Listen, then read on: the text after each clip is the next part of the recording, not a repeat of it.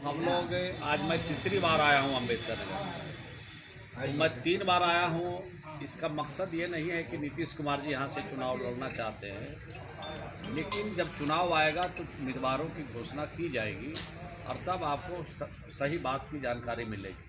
अभी तो हम लोग संगठन के काम से घूम रहे हैं, सदस्यता अभियान चल रहा है, संगठन बन रहा है और नीतीश कुमार जी यहाँ पर आने वाले हैं, पधारने वाले हैं। दिसंबर के महीने में उनका कार्यक्रम लगेगा। अभी डेट निर्धारित नहीं है, लेकिन डेट निर्धारित होगा। इस सिलसिले में यहाँ पर आया है और अपने साथियों से बातचीत करने के लिए, संगठन के लोगों से, सब लोग से बातचीत कर रहे हैं कि यहाँ किस तरह से, कहाँ पर और किस तरह से यहाँ पर वहाँ सभा हो सकती है, उसके बारे में लोगों से राय करने के लिए, बातचीत करने के लिए। यानी नीतीश कुमार के कार्यक्रम के सभा के लिए जो है तैयारियां चल रही हैं। नीतीश कुमार जी जब आएंगे तो सभा की तैयारी करनी पड़ेगी ना। सभी लोगों से राय मशवरा की जा रही है किस तरह से यहाँ पर मीटिंग हो, किस तरह से यहाँ पर उनकी सभा होगी।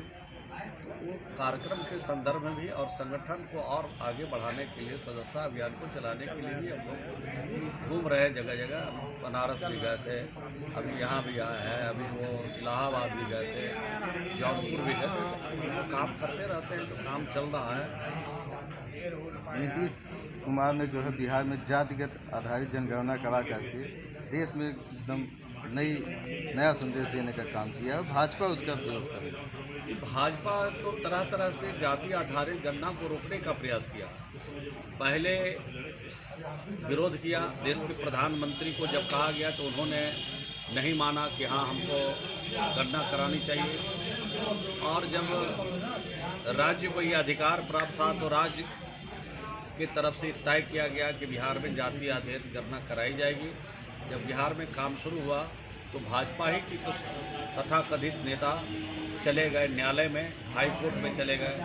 हाई कोर्ट ने से जब रोक नहीं लग सका तो सुप्रीम कोर्ट का सहारा लिया। यानी इन प्रकार भारतीय जनता पार्टी के नेता लोग उसको रोकने की पूरी कोशिश की। दिल्ली में बैठे जो उनकी सरकार है उसने भी रोकने का काम किया। दिल्ली में सुप्रीम कोर्ट में जो सबसे बड़े सरकार के तरफ से वकील होते हैं, सोलिसिटर जनरल, उन्होंने इसका विरोध किया। इस बात से अंदाज़ा लगता है कि भारतीय जनता पार्टी ने इसको रोकने का काम किया।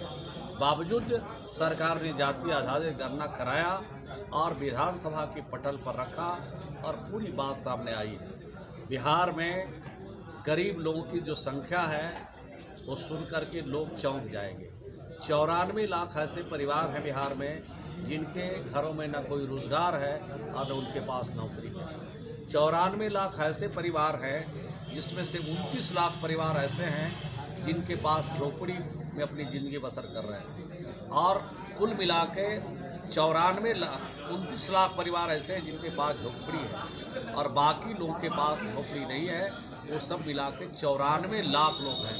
तो इनके लिए सरकार योजना भी बनाई और बिहार की सरकार, बिहार के मुख्यमंत्री श्री नीतीश कुमार जी ने कहा कि जो परिवार है जिसके घर में नौकरी या रोजगार नहीं है उनको 2 लाख रुपया हम सरकार की तरफ देंगे और 5 वर्षों में 94 लाख परिवार को 2-2 लाख रुपया हम उनको देने का काम करेंगे।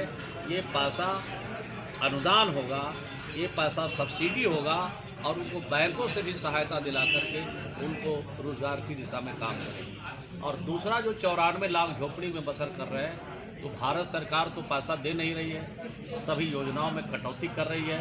60% भारत सरकार देती है और 40% राज्य को लगाना पड़ता है। तो बिहार की सरकार ने कहा है, मुख्यमंत्री ने, कि हम 5 साल के अंदर 94 लाख परिवार को भी घर मुहैया कराएंगे। 1,20,000 रुपया घर बनाने के लिए और 12,000 रुपया उनको शौचालय बनाने के लिए। और ज़मीन अगर उनके पास नहीं है तो ज़मीन खरीदने के लिए भी 1 लाख रुपया देंगे। और 94 लाख लोगों को 5 साल में हम अपना घर हो, अपना छत हो, ये उपलब्ध कराएगी बिहार की सरकार। ये फैसला बिहार सरकार ने किया है। तो ऐसा काम अगर पूरे देश में हो जाता तो जाति आधारित गणना अगर नहीं हुआ होता तो ये पता कैसे चलता कि गरीब लोग के हालात क्या हैं। और भी आर्थिक सामाजिक दृष्टि से पिछड़े हुए जो लोग हैं उस सब लोगों को आगे बढ़ाने की दिशा में सरकार पहल करेगी। सब लोग के लिए योजना बन रहा है और उस पर हम लोग काम करेंगे। बिहार सरकार ने रोजगार के द्वार खोल दिए, जिसका लाभ अन्य प्रदेश के युवा भी उठा रहे हैं, और दूसरी तरफ जो है बिहार सरकार को विशेष दर्जा केंद्र से मांग की गई है। नहीं, विशेष दर्जा तो इसलिए मांग रहे हैं कि जो काम हमने घोषणा किया बिहार में, अगर हमको भारत सरकार पैसा देती, विशेष राज्य का दर्जा दे देती, तो उसको 2 साल में हम लोग पूरा कर देंगे। और भारत सरकार अगर विशेष राज्य का दर्जा नहीं देती है तो काम करने में 5 साल लगेंगे, और 5 साल तक इंतज़ार करना बहुत आसान नहीं है, बहुत कठिन है। इसलिए भारत सरकार से विशेष राज्य का दर्जा का डिमांड हो रहा है, और भारत सरकार को इस पर विचार करना चाहिए।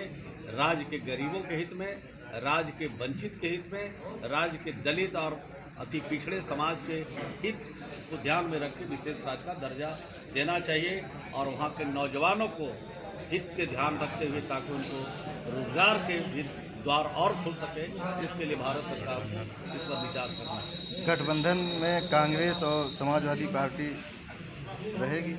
नहीं, तो इंडिया बन चुका है, अब इंडिया फंक्शन कर रहा है, और 5 राज्य में जो चुनाव होने वाले हैं भाजपा का सफाया होगा, और उसके बाद अभियान चलेगा पूरे देश में।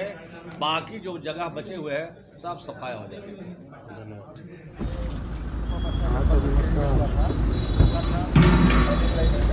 हम समाज भेजते हैं नहीं, हम जिला बाहर बहुत बड़ी जगह है, बहुत बड़ी जगह है, हवाई अड्डा भी बहुत बड़ी है। वो तो बहुत अच्छा है। अच्छा नहीं है, बहुत बड़ा है, घर पाइएगा तब ना।